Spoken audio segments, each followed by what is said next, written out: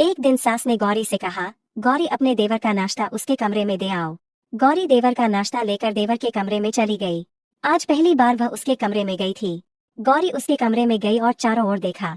उसका देवर व्यायाम कर रहा था और बदन पर कपड़े नहीं थे। देवर के शरीर को देखकर गौरी बेहोश हो गई और उनके मन में एक अलग ही इच्छा जाग उठी। गौरी को लगा कि उसके पति का शरीर देवर के शरीर के सामने बहुत कमजोर है। देवर फर्श पर लेटे हुए व्यायाम कर रहा था। गौरी अपना पल्लू नीचे सरकाती है और उससे नाश्ता करने के लिए कहती है। राजीव का ध्यान उसकी ओर आकर्षित हुआ और उसने उसे सिर से पांव तक देखा। गौरी ने कमर के नीचे साड़ी पहनी थी जिसमें उनका पूरा पेट दिख रहा था। उसे देखकर अब उसकी आंखों में नशा छा गया और उसने अपनी भाभी के साथ जो किया उसका पता आगे चल जाएगा। हेलो दोस्तों, मेरा नाम गौरी है और मेरी उम्र 18 साल है। मेरा जन्म एक गरीब परिवार में हुआ था। मेरे माता पिता मजदूरी करके घर चला रहे थे और मैं उनकी इकलौती बेटी थी। मैंने हमेशा सोचा था कि एक दिन मैं एक अमीर परिवार में शादी करूंगी जहां सब कुछ आरामदायक होगा। जैसे ही मैंने अपनी स्थिति का सामना किया, मैं बेहतर जीवन की कामना करने लगी। मेरा सपना था कि मेरी शादी एक अमीर, सुंदर और सुशिक्षित लड़के से होगी। लेकिन मेरे माता पिता गरीब थे, इसलिए उन्होंने मेरी शादी एक साधारण लड़के से कर दी। जब मैं ससुराल गई तो मुझे एहसास हुआ कि मेरे सपनों के साथ जो हकीकत थी वह बिल्कुल अलग थी। मेरे पति का एक छोटा भाई है जो बहुत आकर्षक और फिट है। एक दिन वह अपने कमरे में व्यायाम कर रहा था और मैं उसे दूध देने के लिए उसके कमरे में गई। उसका आकर्षक शारीरिक देखकर मुझे कुछ और ही महसूस होने लगा। गौरी के पति एक कंपनी में काम करते थे और घर आकर सो जाते थे। दिन में गौरी के पास बहुत कम समय होता था। गौरी का देवर एक सरकारी बैंक में कार्यरत थे। वह फिट थे और हर दिन जिम जाते थे। राजीव ने एक्सरसाइज करके अपनी बॉडी बनाई थी।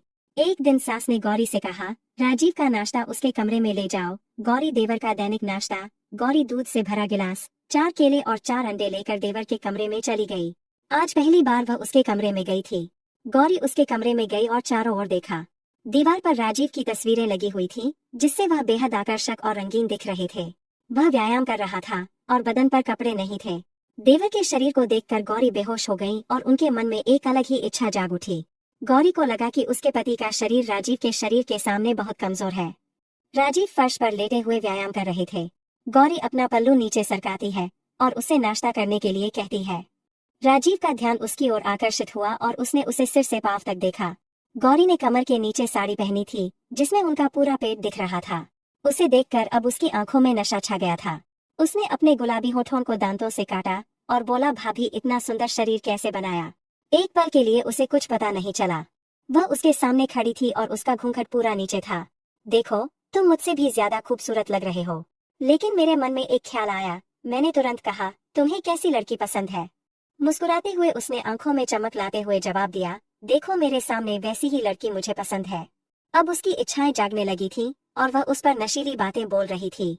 बताओ ना राजीव, तुम्हें किस तरह की लड़की पसंद है। यह कहते हुए उसने अपने बाल नीचे किए और उसे अपनी पूरी पीठ दिखाई। लेकिन राजीव की नजरें उसके चेहरे पर टिकी थीं। वह मुस्कुराई और बोली, राजीव, क्या तुम जान सकते हो मेरे मन के रहस्य। चलो मैं ही बता देती हूँ। मुझे तुम जैसे सुंदर लड़के पसंद है। तुम्हारा भाई सूखे हुए वृक्ष के समान है। काश तुम पहले मिले होते, उसने मुस्कुराते हुए कहा। नीरज ने उत्सुकता से कहा, तो क्या हुआ भाभी, तुम्हारे पति भी खूबसूरत है। मैं तुम्हें यह बात रात को बताऊंगी, उसने कंधे उचकाते हुए कहा। उसी समय सास ने आवाज लगाई और कहा, अरे वहाँ क्या हो रहा है। गौरी, राजीव का नाश्ता हुआ क्या नहीं। नहीं तो जाकर रसोईया में देखो। गौरी ने राजीव की ओर देखा और मुस्कुराते हुए चली गई। अब रात हो चुकी थी। सब लोग खाना खा रहे थे। राजीव को खाना देते समय गौरी उनका ध्यान खींचती है और उसे एक खत देती है। उसमें लिखा था, राजीव, मैं तुमसे बहुत प्यार करती हूँ और आज तुम्हारे भाई की नाइट ड्यूटी है। रात को दरवाजा खुला है, तुम आ सकते हो। रात को जब सब सो रहे थे, राजीव धीरे से गौरी के कमरे में दाखिल हुआ तो कमरे की लाइट जल रही थी। जाते ही गौरी ने उसका स्वागत किया। राजीव ने पूछा, भाभी तुम्हें कैसे लड़के पसंद है। उसने मुस्कुराते हुए कहा। उसने राजीव को कसकर गले लगाते हुए कहा, मुझे तुम्हारे जैसे लड़के पसंद हैं। फिर राजीव बोला, मैंने बहुत सी लड़कियों को गले लगाया है, लेकिन मैंने तुम्हारे जैसी खूबसूरत औरत को कभी नहीं देखा। गौरी उसे पागलों की तरह देख रही थी और उसके चेहरे पर एक अलग ही भाव था। दोनों पसीने से तर हो रहे थे। तब उसके पति नाइट ड्यूटी पर थे। अगले दिन सुबह गौरी के पति छुट्टी पर थे तो उसने कहा, चलो गौरी, थोड़ा बाहर चलते हैं, कहीं ठंडी हवा में। लेकिन वह वहीं रुक गई और बोली, नहीं। उन्होंने कहा, पहले तो बहुत जिद करती थी, मुझे कहीं घुमाने ले चलो, पहले तो ऐसा नहीं करती थी। तुम मुझे कहीं मत ले जाओ, मुझे आज आराम करना है। लेकिन अब गौरी राजीव को छोड़कर कहीं नहीं जाना चाहती थी, हमेशा उसके करीब रहना चाहती थी। लेकिन अब गौरी नीरज को नजरअंदाज कर रही थी। वह अपने पति की रात की ड्यूटी के बारे में बात करती थी, लेकिन जब राजीव घर पर होता था तो वह किसी हाथ भी लगने नहीं देती थी। कहती थी मैं थक गई हूँ, मुझे सोना है। एक दिन उसके पति को शक हुआ और वह नाइट ड्यूटी पर जाने का बहाना बनाता है और घर के बाहर जाकर रुकता है। जब उसे लगा नीरज काम पर चले गए हैं, तो उसने राजीव को अपने कमरे में बुला लिया। पर तभी उसके पति ने दरवाजे की घंटी बजाई। उसे लगा नीरज काम से घर आया है, तो उसने राजीव को बिस्तर के नीचे छिपा दिया। दरवाजा खुलते ही उसके पति ने राजीव को रंगे हाथों पकड़ लिया और गौरी को जोर से थप्पड़ मारा। तो गौरी ने सारा दोष राजीव को दिया। उसने कहा, राजीव मेरे कमरे में आया और मेरे साथ जबरदस्ती करने लगा। नीरज बिना कुछ कहे चुपचाप सुन रहा था। उसके पति ने तुरंत उसका झूठ पहचान लिया और उसे डांटते हुए कहा, राजीव तुम यहाँ कैसे आए? जिस स्त्री को तुमने छुआ वह तुम्हारी बड़ी भाभी है। आप दोनों रिश्तों की सीमाएं लांघ चुके हैं।